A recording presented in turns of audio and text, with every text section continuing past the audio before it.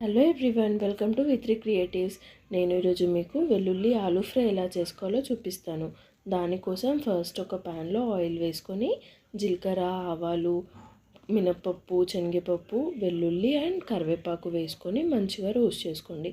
ఇలా రోల్లో అయినా వేసుకోండి, లేదంటే మిక్సీ అయినా వేసుకోండి.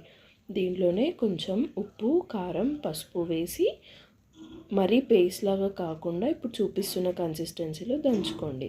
ఇప్పుడు సేమ్ ప్యాన్లో ఆయిల్ వేసి పచ్చిమిర్చి వేసుకొని చిన్న చిన్నగా కట్ చేసుకున్న ఆలూ పీసెస్ వేసి కొంచెం బాయిల్ అయిన తర్వాత ఉప్పు, పసుపు వేసుకొని ఇంకొంచెం సేపు ఫ్రై చేసుకోండి.